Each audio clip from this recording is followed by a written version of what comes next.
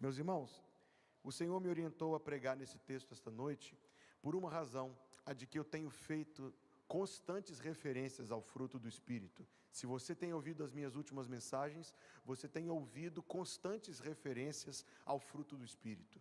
Razão pela qual eu entendi que era conveniente, oportuno, interessante a gente olhar para esse texto específico e que o Senhor nos orientasse a prosseguir na compreensão de três coisas. A primeira, entender melhor o que é cada uma destas coisas, e o exemplo perfeito o Senhor Deus nos dá em Jesus. Ao mesmo tempo, entender de que forma essas coisas presentes na nossa vida glorificam a Deus. E em terceiro lugar, com a ajuda do Senhor, entender como é que a gente pode alcançar o fruto do Espírito na nossa vida. Esse texto é por demais conhecido. Eu memorizei alguns anos atrás, provavelmente você sabe de memória. Se não sabe assim exatamente cada palavra em ordem, é claro que o texto é por demais conhecido. Mas será, irmãos, que se o versículo é por demais conhecido, será se a gente pode dizer a mesma coisa a respeito do fruto do Espírito ser por demais presente na nossa vida? É uma boa pergunta. É uma boa pergunta. O fruto do Espírito é declarado aqui, e eu já quero de início dizer o que já disse e o que tenho dito. São traços que em ninguém nós vemos melhor do que em Jesus. Então, a meditar em cada um destes elementos, destas qualidades aqui descritas, nós precisamos olhar para Jesus. E a primeira delas é o amor. Agora, olhar para amor em Jesus é fácil e é difícil. Deixa eu explicar por quê. É fácil. A gente pensa em Jesus, a gente pensa em amor, a gente pensa em amor, a gente pensa em Jesus. É simples assim, não é? Não tem dúvida, não tem interrogação nesse assunto. Até a gente ler os evangelhos com a lupa, microscopicamente, e observar que aquilo que é óbvio, por exemplo, eu já citei isso aqui antes, não há uma ocasião, em que Jesus tenha olhado para alguém e dito assim, eu te amo. Não tem. Passe Mateus, Marcos, Lucas e João no moedor que você não vai achar. Coça a cabeça. Como não? Como não? É tão óbvio. É óbvio, e na verdade alguém já fez o seguinte comentário, é tão claro que nem precisava dizer. Mas quando a gente olha ao mesmo tempo com a lupa para os evangelhos, a gente encontra referências, essas sim muito claras, sobre o amor na vida de Jesus. E as referências que nós encontramos do amor na vida de Jesus nos ajudam a entender o que é amor. Porque quando Adão e Eva saíram do jardim, foram expulsos do jardim, o amor que eles conseguiram levar com eles estava todo quebrado. Na verdade, boa parte ficou lá no Éden. Eles levaram só um pedacinho com eles, pedacinho que passa para nós. O amor que a gente conhece, naturalmente, é um amor imperfeito. O amor que a gente vê em Jesus é um amor perfeito. Tão perfeito, aliás, que se você leu alguma tradução mais antiga da Bíblia, você sabe que aqui não estava escrito amor. O fruto do Espírito, a primeira palavra, qualquer Bíblia antes dos anos 90, não saía amor. Você lembra o que saía? Caridade. É porque João Ferreira de Almeida, que inclusive deve ser uma pessoa muito interessante de se conhecer, quando eu chegar lá no paraíso eu vou procurar fazer amizade com esse cara. João Ferreira de Almeida, quando ele se deparou com agape, que é o termo grego, agape, ele sabia lá em 1680 que traduzir agape como amor era pouco, era pobre. Ele estava pensando em algo tão voltado para o outro, algo tão cheio de verdadeira alteridade, de verdadeiro altruísmo, algo, preste atenção nisso aqui, mais proposital do que sentimental, algo mais a ver com os propósitos e disposições, decisões, atitudes que a gente tem e toma, do que com os variáveis sentimentos do nosso coração. algo mais deliberado, decidido do que provocado, causado, chamado. Algo mais partindo de quem ama do que partindo ou causado por quem é amado.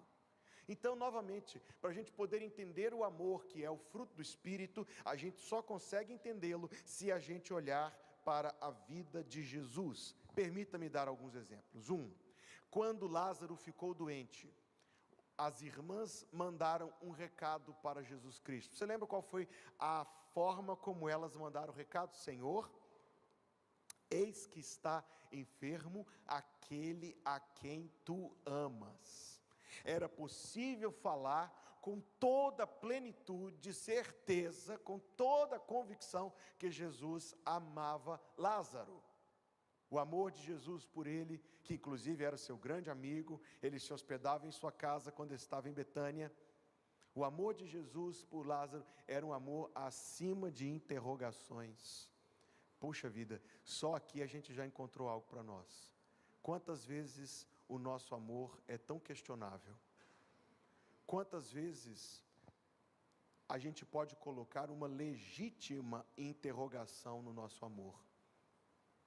Tem mais. Nós lemos o Senhor Jesus lavando os pés dos discípulos. Mas você se lembra do parágrafo introdutório de João capítulo 13? Ele diz assim: ora, antes da festa da Páscoa, sabendo Jesus que já era chegada a sua hora de passar deste mundo para o Pai, como havia amado os seus que estavam no mundo, amou-os até o fim. Então quer dizer que tudo que acontece dali para frente, se eu entendo corretamente o Evangelho de João, está atrelado, ligado a este grande tema do amor de Jesus Cristo, que perpassa o quê? Lavar os pés, perpassa ensinar, perpassa orar por eles, como ele fez no capítulo 17, perpassa, queridos, suportar a cruz, dar a vida, fazer o sacrifício pela salvação. É o amor perfeito. Mas perceba que o amor perfeito tem disposição para lavar pés sujos de gente orgulhosa que não queria lavar os pés dos seus amigos. Então nós temos um amor certeiro, nós temos um amor que serve. Eu tenho uma ferramenta que me ajuda muito para pregar. Um pastor que viveu mais de 100 anos atrás e que era um grande estudioso da Bíblia, perpassou a Escritura Sagrada e organizou a Bíblia. O livro dele chama-se O Índice Temático da Bíblia. Então você pode perguntar qualquer assunto e você encontra várias referências para qualquer assunto. É uma obra estupenda. Pesquisei, Cristo, amor.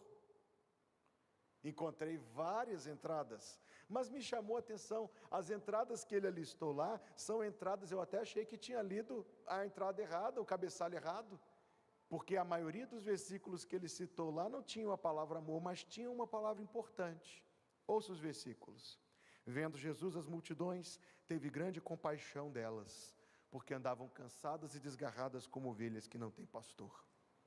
Jesus, saindo, viu uma grande multidão e, possuído de íntima compaixão para com elas, curou seus enfermos.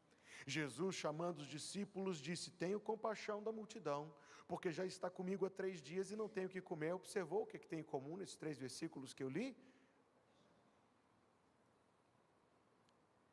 Talvez o amor do Senhor Jesus não era amor de escrever um cartão, não era um amor, sim, todo frufruzinho, mas era um amor muito mais poderoso e mais forte do que isso, porque não era um amor, repito, sentimental, não era um amor oscilante, era um amor permanente, um amor comprometido, um amor fixo. Outro versículo sobre isso é quando Jesus está entrando no vilarejo chamado Naim, e vem uma mulher carregando o caixão do seu filho, e ele diz para aquela mulher, o Senhor, Lucas 7,13, vendo-a, moveu-se de íntima compaixão por ela, e disse-lhe: não chores. Então nós temos a compaixão como um reflexo do amor perfeito. Servir é um reflexo do amor perfeito.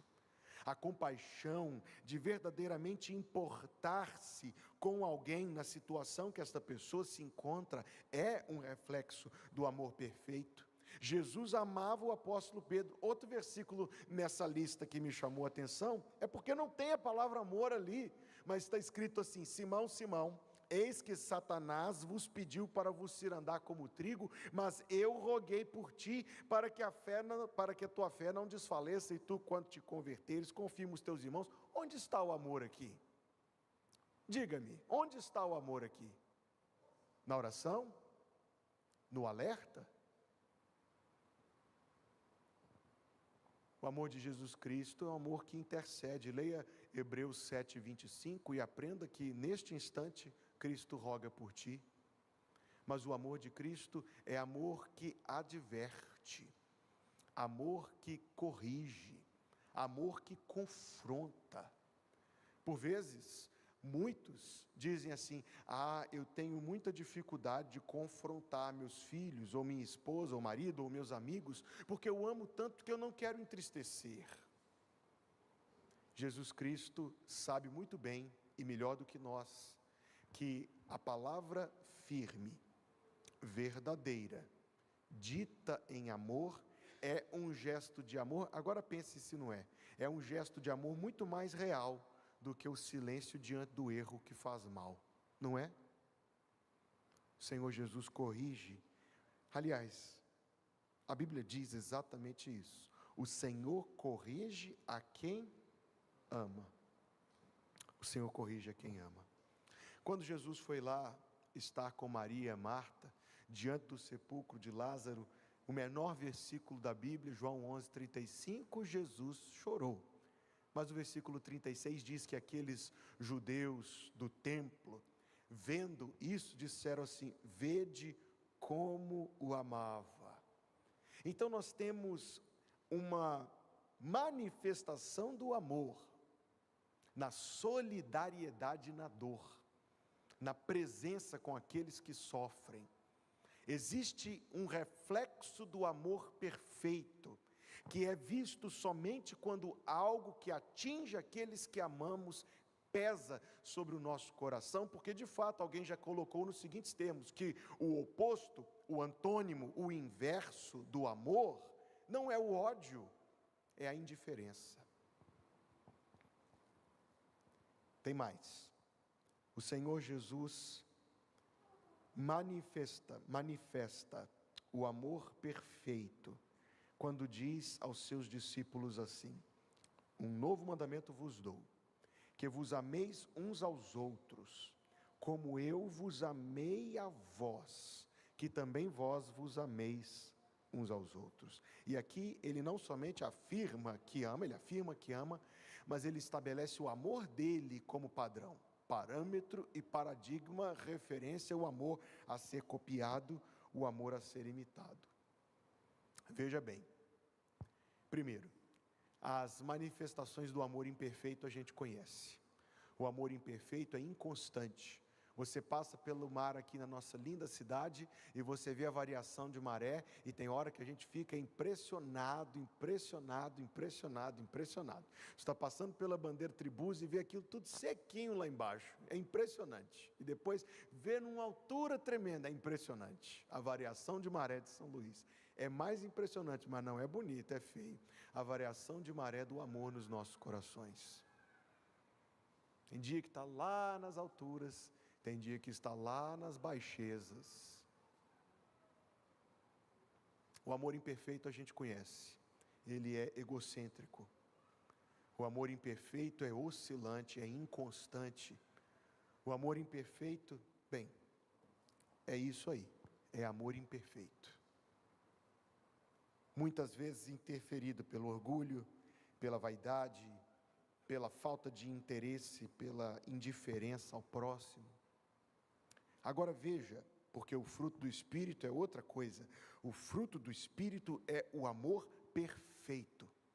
Nós não o vemos em ninguém melhor do que em Jesus.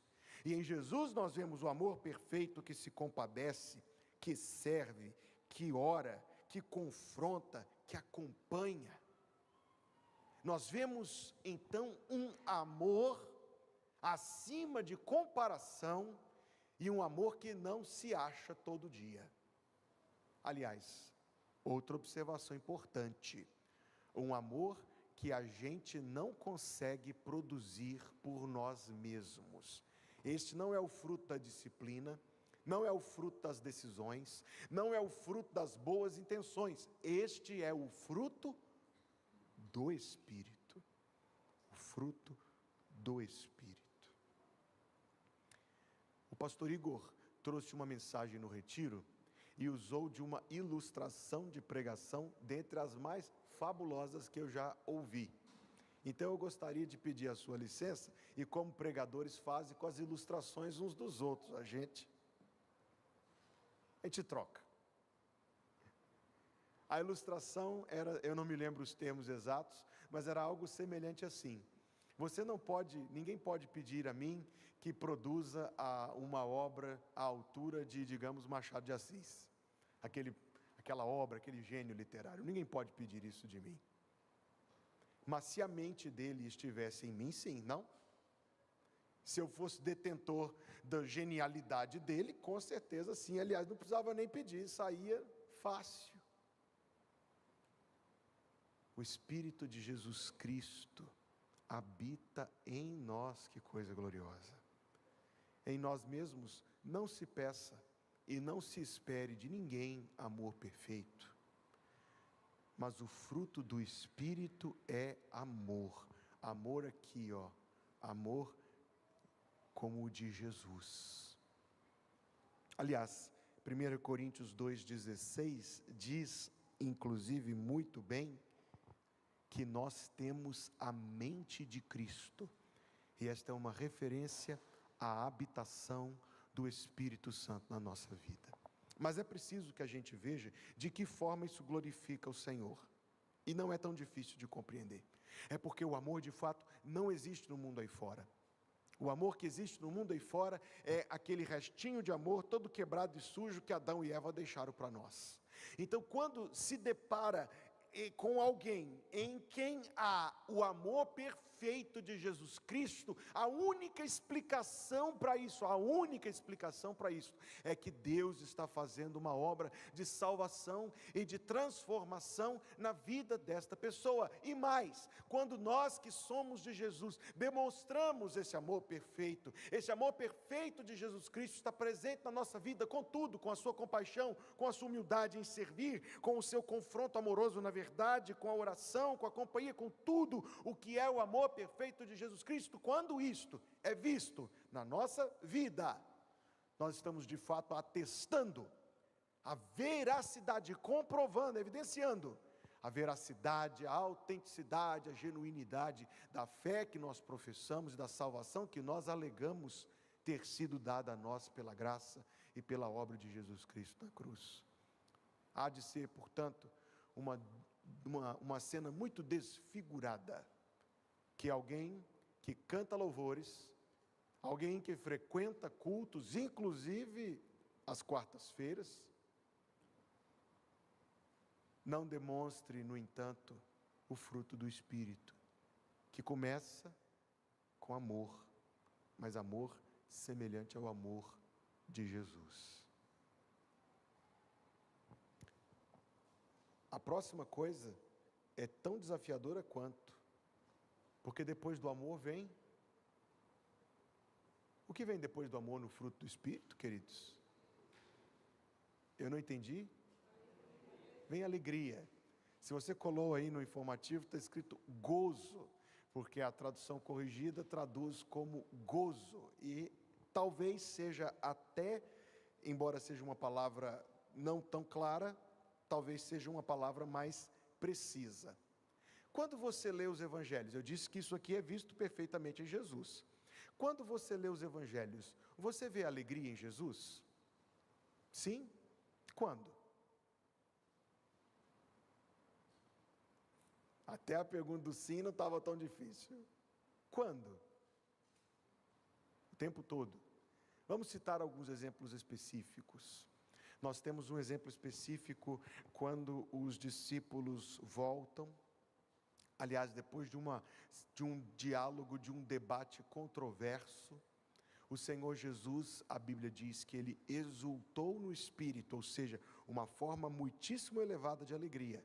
Ele exultou no Espírito e orou assim: graças te dou, ó Pai, Senhor dos céus e da terra, porque ocultaste estas coisas aos sábios e entendidos e as revelaste aos pequeninos. Sim, ó Pai, porque assim foi do teu agrado. A Bíblia diz que Jesus, diante da conversão de algumas pessoas, daqueles que deixavam o endurecimento do coração para crer nas suas palavras, isso produziu a alegria no Senhor Jesus, inclusive uma alegria imensa e muito poderosa.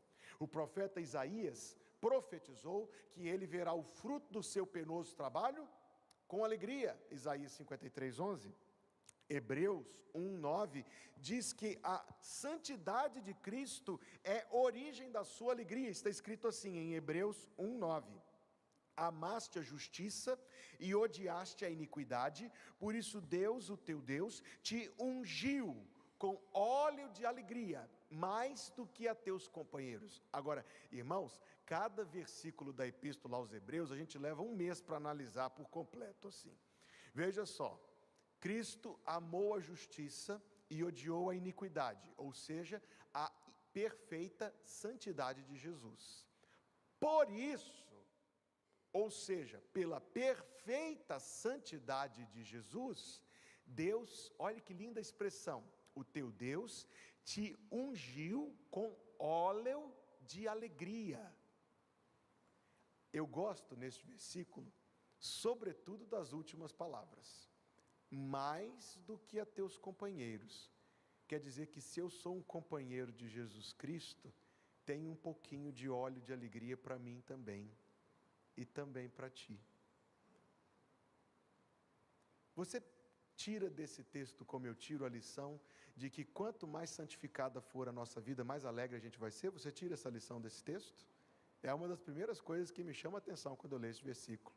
Quer dizer que o pecado, essa coisa terrível, além de todos os prejuízos e danos que traz, ainda me deixa cada dia mais infeliz. Oh, miséria! Tira isso da minha vida, Jesus. Cristo, só mais uma observação neste versículo, óleo de alegria. Nós sabemos muito bem, nós frequentamos a IBD, nós sabemos muito bem o que óleo representa no Novo Testamento, não sabemos? 1 de João 2,20, 1 de João 2,27, o Espírito Santo. Então, quando eu leio Hebreus 1,9, eu pego a minha canetinha e escrevo do lado assim, Romanos 14:17, onde está escrito: o reino de Deus não é comida nem bebida, mas justiça, paz e alegria no Espírito Santo. E alegria no Espírito Santo. E aí eu leio Romanos 14:17, pego a minha canetinha e escrevo do lado assim, Gálatas 5:22. O fruto do Espírito é amor, alegria. A grande questão em o fruto do Espírito ser também alegria, e que isso me deve levar a algumas reflexões. Reflexão número 1, o que é que me alegra o meu coração? O que é que alegra o seu coração? Será que os motivos da nossa alegria estão ajustados, irmãos? Será que nós estamos alegres pelas coisas que nós deveríamos estar alegres? Todos nós ouvimos falar de pessoas que, se o time deles perder, o dia acaba. Todos nós ouvimos falar de pessoas que, se disserem uma palavra contra o seu político favorito, o céu fecha.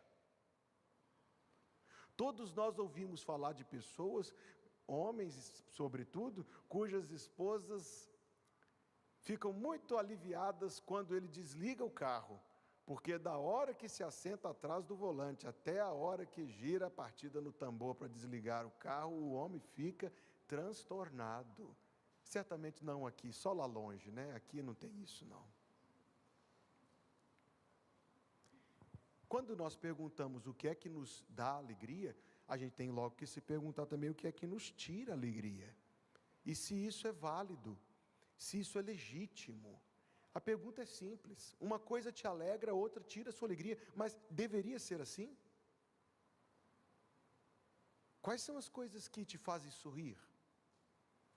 Quais são as coisas bem, não tem outra palavra para dizer quais são as coisas que te alegram, mas a pergunta é: são coisas nas quais você deveria se alegrar?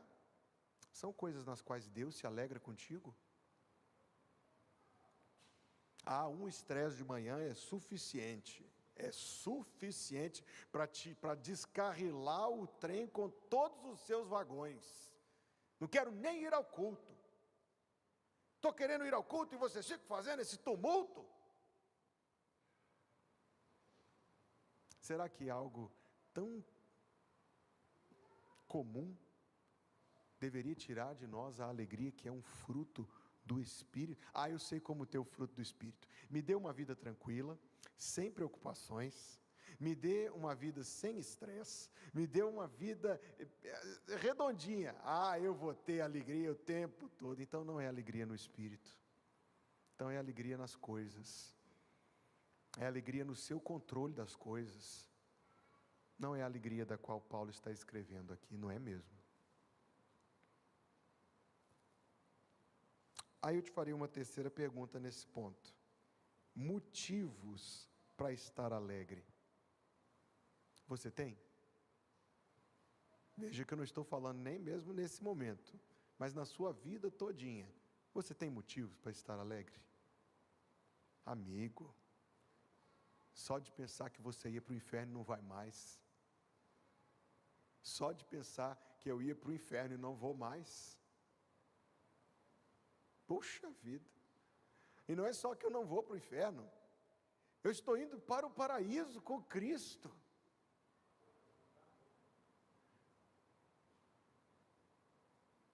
Meus pecados foram perdoados, o Espírito de Deus habita em meu coração. Às vezes a gente concentra nossa gratidão nas bênçãos comuns, e elas são dignas do nosso agradecimento: saúde, emprego, casamento, filhos. Mas o nosso quinhão, nosso lote maior de bênçãos, e olha que eu citei bênçãos muito poderosas aqui, mas o nosso lote maior de bênçãos são as bênçãos exclusivas dos redimidos, exclusivas dos regenerados, dos reconciliados, dos crentes, dos salvos. E essas são tantas, irmãos, tantas e tão poderosas. Quando a gente demonstra a alegria no Espírito, isso mostra duas coisas que precisam ser muito importantemente frisadas. A primeira, isso mostra que o poder do Deus em quem nós cremos e esperamos é maior do que as circunstâncias que roubam constantemente, tentam roubar, aliás, a nossa alegria. No retiro, nós nos dividimos em grupo depois de uma das mensagens para poder compartilhar dentro de um tema específico. E acabou que no grupo que eu estava, a conversa caminhou e levou até a testemunhos. E uma irmã, membro de nossa igreja, estava compartilhando testemunho, recém-convertida, teve um falecimento na família de seu esposo, família já crente, e que ela ficou profundamente impactada com uma coisa, porque lá na sua antiga profissão religiosa, as mortes eram lamentos intermináveis, dias de pranto e de comiseração, a ponto de 7 dias depois se fazer ainda mais um serviço de lamento, de dor, uma coisa pesada. Mas quando ela foi ver o velório dos crentes, ela quase nem acreditou. E 3 dias depois a família decidiu fazer, não algo 7 dias, não, 3 dias depois, um culto de gratidão pela vida de quem tinha partido. E o que ela mais se espantou, o culto foi alegre, cânticos, hinos, testemunhos, orações, conforto, consolação, no saldo, alegria. Eu já participei de cultos fúnebres assim, acho que você também. Cultos fúnebres que a gente precisava olhar para o esquife, para se lembrar que estava no culto fúnebre, porque não parecia que era culto fúnebre. Parecia ser um culto comum, dominical da igreja. Já viveu esse momento, meu irmão? Eu já vivi muitas vezes. A alegria no Senhor é uma prova de que o Deus em quem nós cremos e esperamos é mais poderoso do que as situações que tentam roubar a nossa alegria. E a alegria no Espírito Santo, ela é uma demonstração de que o Deus em quem nós cremos e esperamos nos satisfaz. A alegria no Espírito Santo demonstra satisfação. E satisfação, e todas as vezes que eu falo essa palavra eu lembro, satisfação é ter a Cristo. Pois bem, até porque não é uma palavra que a gente usa toda hora, né? Satisfação é uma outra coisa muito rara de se achar no mundo. Veja o povo que estava aí nas festas até ontem e parece que até hoje. Veja esse pessoal todo. Eles estavam lá e eles estavam querendo o que eles estavam buscando? Justamente alegria. Será que acharam? Sabe qual é a prova de que eles não acharam? É porque quando a gente está procurando uma coisa e a gente acha, a gente para de procurar. Veja só, perdeu as chaves em casa. Aí alguém diz assim, por que é que as coisas sempre estão no último lugar que a gente procura? A minha resposta, porque depois que a gente acha, a gente para de procurar, então só pode ser o último. Você não continua procurando as chaves depois que achou? Continua? Não sei que esteja com o parafuso meio frouxo aí. A prova de que as pessoas que tentam encontrar isso numa vida promíscua, na bebida, tentam encontrar alegria nas festas, nos relacionamentos, nas amizades, alguns até nas drogas e tantas coisas mais, a prova de que não acham é a de que continuam constantemente voltando à fonte para procurar, pensando que talvez dessa vez eu ache, ou talvez um pouco mais do que da última vez, ficou faltando só um pouco, voltam sempre, nunca achando, e sabe por que não vão achar? Porque não está lá. Salmo 16, versículo 11, diz, onde a alegria está e onde você deve procurá-la? Em tua presença há fartura de alegrias. Onde a gente vai encontrar alegria quando a gente se sente com o tanque vazio? Na presença do Senhor. Já vi que não vai dar para poder percorrer o tempo todo, mas eu já imaginava que não daria. Percorreu todo o texto. Vamos ficar só mais nessa terceira. O fruto do Espírito é amor, alegria e, em terceiro lugar, paz. Paz, meus irmãos. Os crentes em Jesus Cristo têm uma paz que em outra de suas epístolas, Paulo diz que é a paz que excede todo entendimento. O Senhor Jesus declarou, não só que ele tinha paz, ele declarou que tinha paz, mas ele declarou também que ele nos legou toda a sua paz. Você conhece João 14, 27, deixo-vos a paz, a minha paz vos dou, não vou-la dou como o mundo a dá, não se turbe o vosso coração, nem se atemorize. A primeira coisa que eu penso quando leio este versículo é, se a paz dele serve para todos nós, é porque a paz dele era realmente muito grande. Afinal de contas, é assim que a herança funciona. Se uma pessoa tem muitos herdeiros e se vai, os muitos herdeiros repartem a herança e às vezes quando bem não é tanta coisa assim, fica uma fatia pequenininha. Uns copos, umas xícaras, um retrato.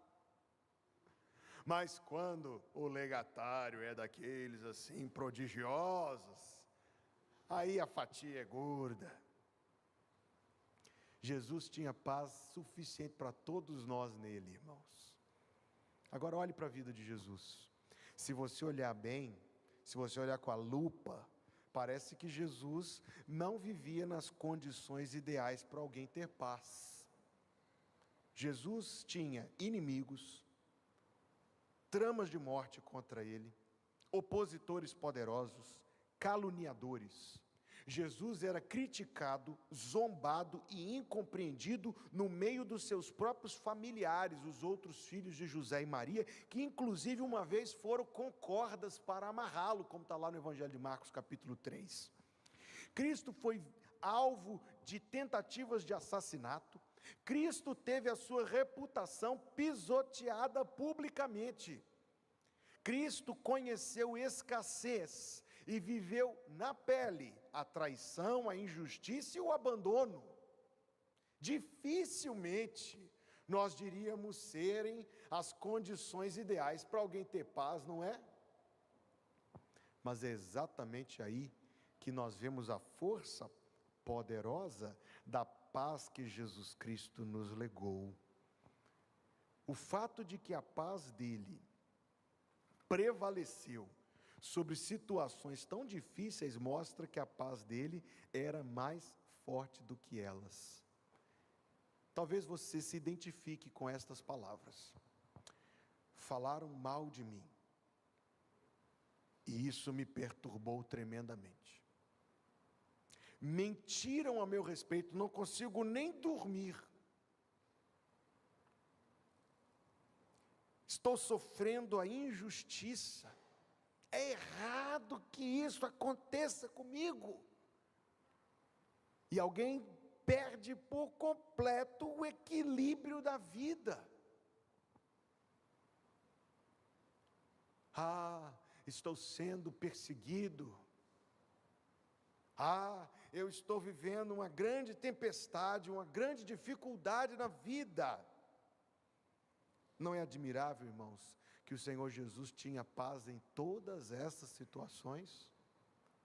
Aliás, a paz do Senhor Jesus era uma paz tão imperturbável, tão tremenda, que quando estava o barco na tempestade, consegue imaginar essa cena? Eu não consigo imaginar, as embarcações eram tão frágeis, a lancha que a gente pega para ir daqui a ali, as voadeiras que a gente pega para ir daqui a ali, é uma embarcação de luxo comparado com o que Jesus Cristo conhecia.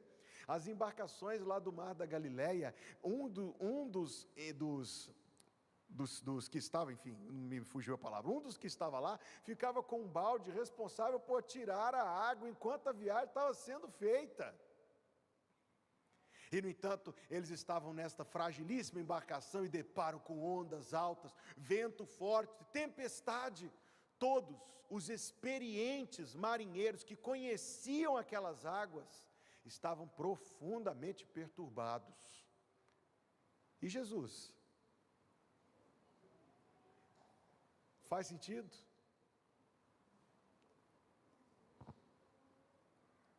Dirá alguém que ele dormiu ali intencionalmente, didaticamente, educativamente. E se isso é verdade, eu me lembro do pastor que pregou aqui nesse púlpito. Se Jesus está dormindo, eu vou fazer o quê? Eu dormi também. Mas a gente não consegue. Não consegue? Não, essa palavra não existe. A gente não quer.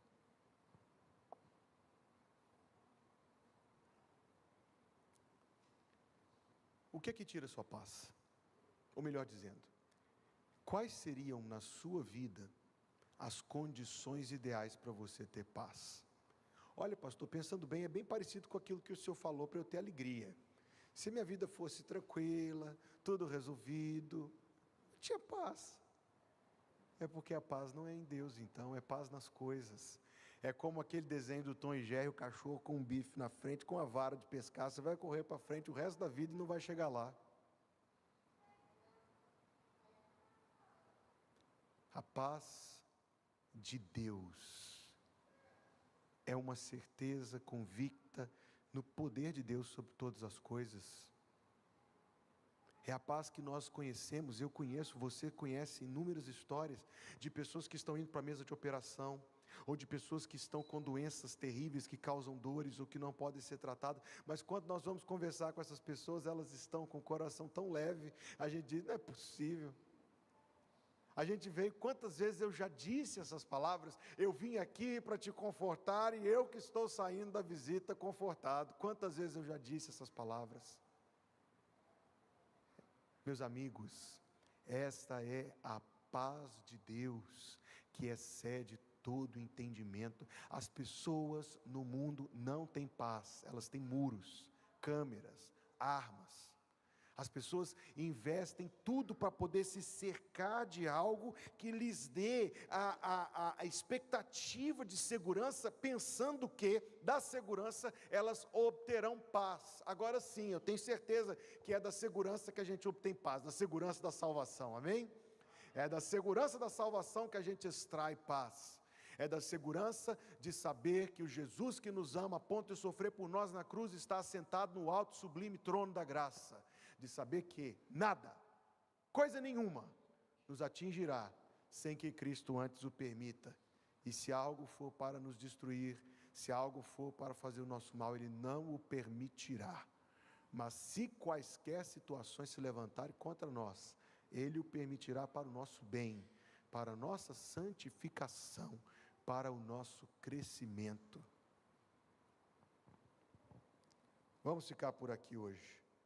Quando nós demonstramos paz na nossa vida, nós honramos o nosso Deus, porque receber a confiança de alguém é uma honra. O marido que eu conheço, depois de anos de casado, disse que pela primeira vez viajando, a esposa dormiu no carro enquanto ele dirigia. Depois da viagem ele disse à sua esposa: obrigado pela honra da sua confiança.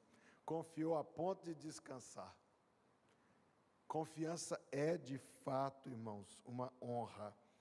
Deus é honrado quando as reviravoltas da vida encontram em nós uma paz que vem de quem conhece e crê e confia nele, que é o Senhor de todas as coisas.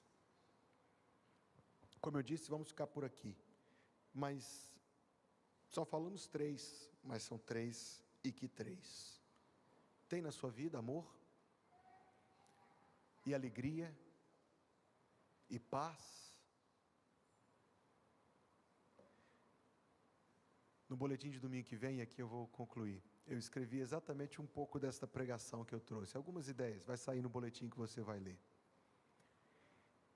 Eu não sei como você imagina Jesus, o rosto de Jesus, mas eu tenho certeza, se você é crente, que ainda que você nunca tenha visto Jesus, você tem certeza que Ele é bonito, não é verdade? Afinal de contas, o povo não diz que a beleza está nos olhos de quem vê? E tanto quanto a gente o ama, tanto a gente sabe da beleza de Cristo, mas tem algo mais do que o nosso amor. A Bíblia fala da beleza da santidade, Salmo 29, versículo 3. Ele foi desfigurado por nós na cruz, sim, mas em Cristo nós veremos a plenitude da beleza, a beleza da santidade. Chama a minha atenção que, muito embora os apóstolos tenham sido inspirados a escrever, eles não foram inspirados a desenhar. No mundo antigo havia desenho, no mundo antigo havia retratos.